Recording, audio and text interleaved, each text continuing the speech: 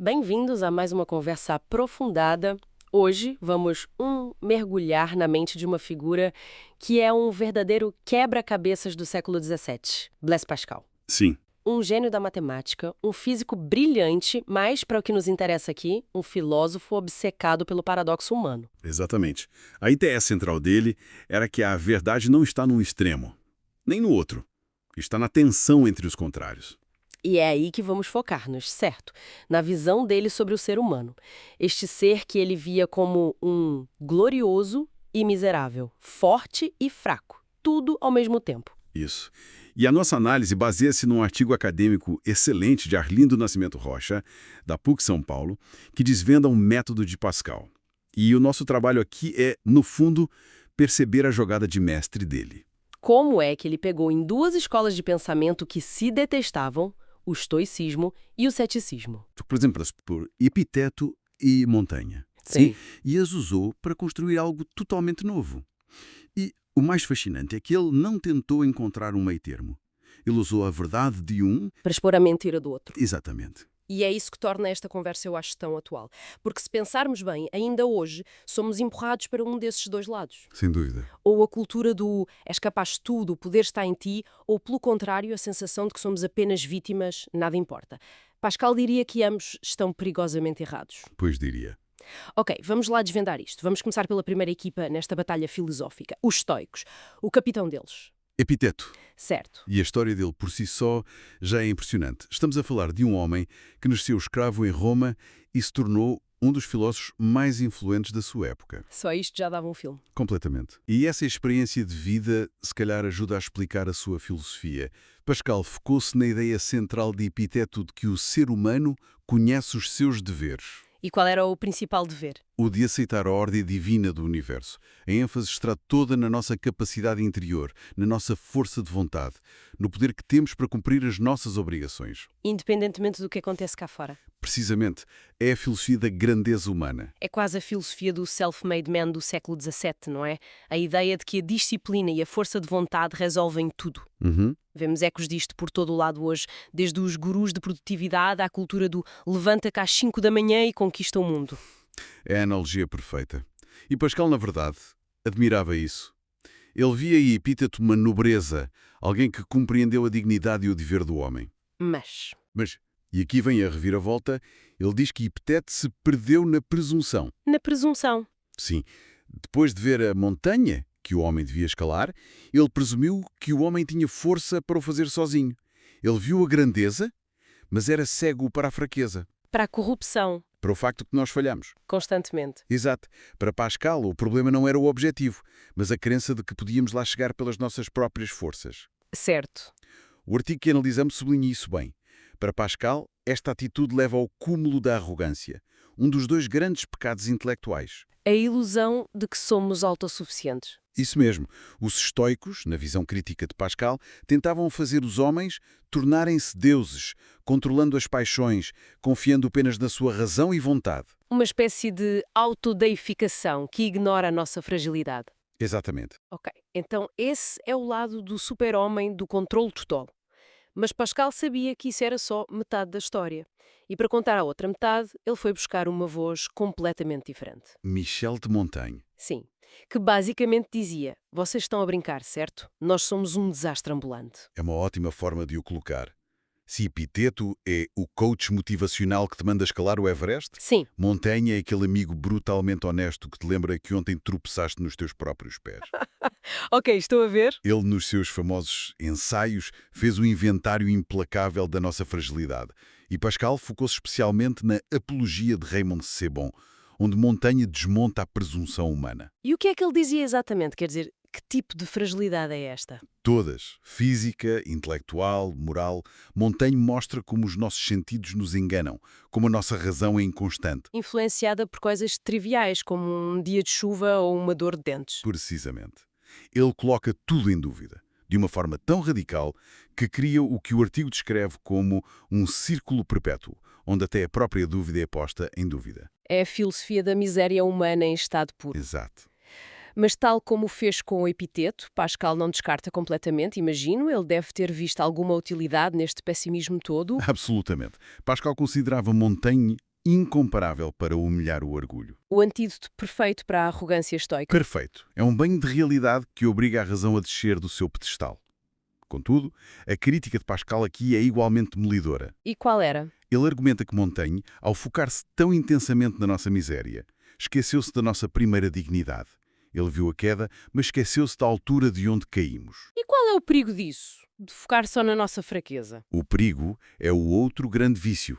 A preguiça, a covardia, o desespero.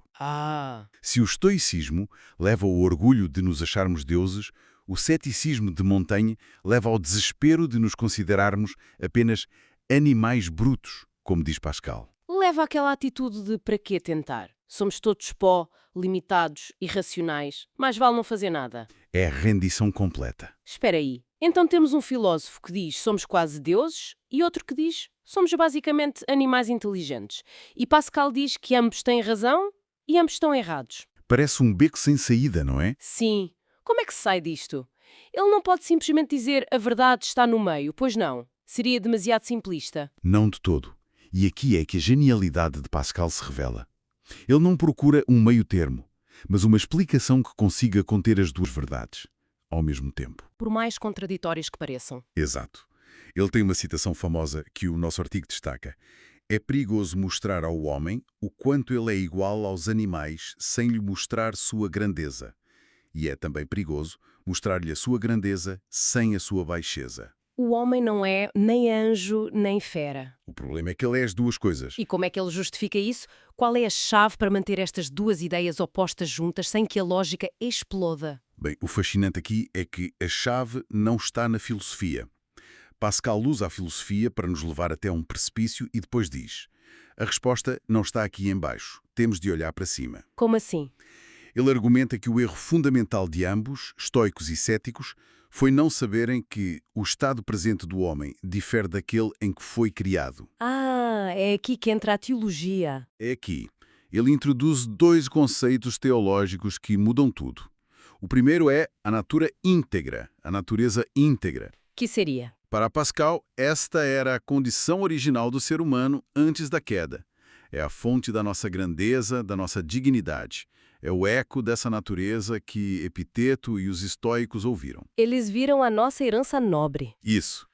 O segundo conceito é a natura lapsa, a natureza caída. A nossa condição atual. A nossa condição atual. A fonte da nossa miséria, da nossa corrupção, da nossa fraqueza. É esta realidade que Montaigne e os céticos viram com uma clareza brutal. Estou a perceber. Então não é que sejamos 50% anjo e 50% fera. É mais como se fôssemos anjos caídos. Exatamente essa a ideia. A nossa grandeza é uma memória do que fomos e a nossa miséria é a realidade do que somos agora. Perfeito. O artigo deixa isso bem claro. Por esta razão, Epiteto e Montaigne não são conciliáveis por si sós. A razão pura não consegue juntá-los. Só se tornam conectáveis. Só se tornam conectáveis através desta perspectiva teológica. Para Pascal, é a narrativa cristã que permite afirmar, sem contradição, que o homem é simultaneamente o herdeiro de um rei destronado, grande na sua origem, mas miserável na sua condição presente. Exatamente. Ele consegue manter as duas verdades na mesa. Então, o que é que tudo isto significa na prática? Por que é tão importante, segundo Pascal, manter este paradoxo vivo e não escolher um lado? Bem, Pascal é muito direto quanto a isso. Os perigos são os dois vícios que já mencionamos. O orgulho e a preguiça. Ou o desespero. Se nos focarmos apenas na nossa grandeza, na nossa capacidade, no nosso sucesso, caímos no orgulho. Tornamos-nos naquela pessoa que acha que não precisa de ninguém, que é a medida de todas as coisas. É a arrogância do self-made man levada ao extremo. E o outro lado? O foco exclusivo na miséria. Leva à preguiça, à inércia. Ao desespero. É a pessoa que, perante a sua própria fragilidade, conclui que nada vale a pena. Para que lutar? Somos todos falíveis, o esforço é inútil. Uma espécie de niilismo prático que nos paralisa. Isso.